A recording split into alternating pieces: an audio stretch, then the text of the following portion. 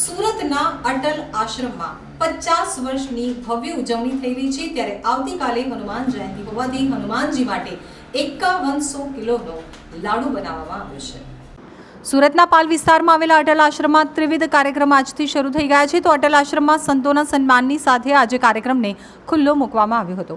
આજે આશ્રમમાં મહંત બટુકે ગિરિજી બાપુની પારદ તુલા કરવામાં આવી હતી। સાથે જ હનુમાન જયંતિ નિમિત્તે 5100 કિલોનો લાડુ બનાવવામાં આવ્યો છે।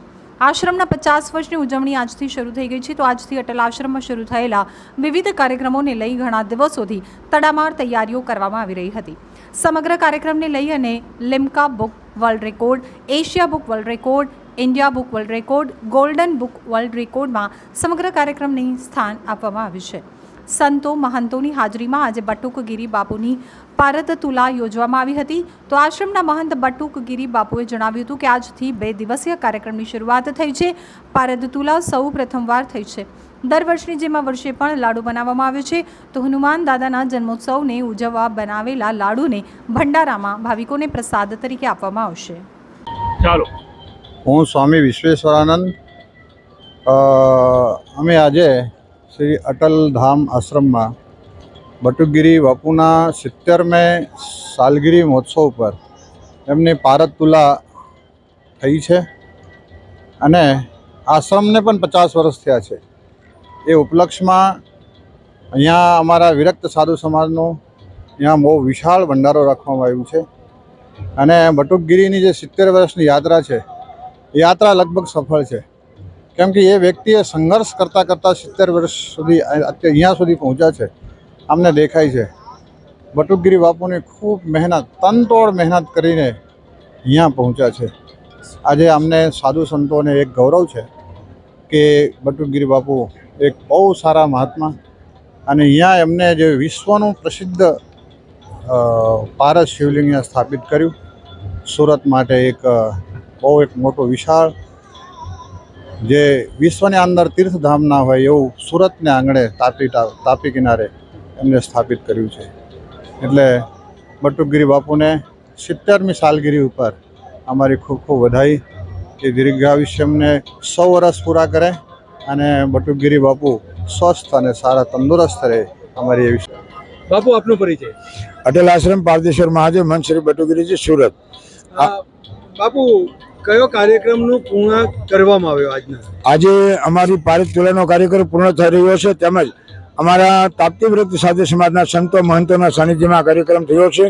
ભંડારો છે એ પણ આજે હમણાં પૂર્ણ થશે અને સાથે તાપ્તી વ્રત સાધુ સમાજના દરેક સંતો મહંતો। બાપુ, કેટલા સાધુ સંતોનું સન્માન કર્યું? 300 મહાત્માઓથી પણ વધારેનું સન્માન, દાન દક્ષિણાથી વગેરે અને ખૂબ જ સારો એવો કાર્યક્રમ સંપન્ન થયો છે। બાપુ, આપ ભારત દેશના સાધુ સમાજનું કયું પદ ઉપર આપણે બિરાજ? અખિલ ભારત હિન્દુ મહાસભાના રાષ્ટ્રીય અધ્યક્ષ તરીકે મારું પદ છે અને ખૂબ એમાં આપણે કાર્યરત છીએ। બાપુ, આ સાધુ સંત મહાત્માઓ જે બી આવ્યા વંદનીય, એમને કેટલા સમય પહેલા આમંત્રણ આપવામાં આવ્યું? બધાને 20 દિવસ પહેલા મેં કાર્ડ અને પત્રિકાનું આમંત્રણ આપ્યું અને આજે બધા મહાત્માઓ અહીં ઉપસ્થિત થયા છે, કારણ કે હનુમાન જયંતિ પહેલા અમારે આ કાર્યક્રમ કરવો જોઈએ, કારણ કે વધારે મહાત્મા દરેકની જગ્યાએ નાના મોટા આયોજનો હોય છે, એટલે આ મેં વહેલા 1 દિવસ કરી નાખ્યો છે। હનુમાન જયંતિ આવતીકાલે ભાવિક ભક્તોને શું કહેશો? સુરત આવતીકાલે જે હનુમાન જન્મ ઉત્સવ છે તેમાં દરેક ભાઈ ભક્તો પધારે, હનુમાનજીના દર્શન કરે અને 5100 કિલો લાડુનો ભોગનો પ્રસાદ ગ્રહણ કરે। નમસ્કાર, હર હર મહાદેવ। મારું નામ છે હિતેશગીરી ગોસ્વામી। આજે આપણે અટલ આશ્રમ પારદેશ્વર મહાદેવ મંદિર ખાતે ત્રિવેણી સંગમ કાર્યક્રમની અંદર આપણે સૌ કોઈ જ્યારે ઉપસ્થિત થયા છીએ ત્યારે આજે આ આશ્રમને 50 વર્ષ પૂર્ણ થવા જઈ રહ્યા છે।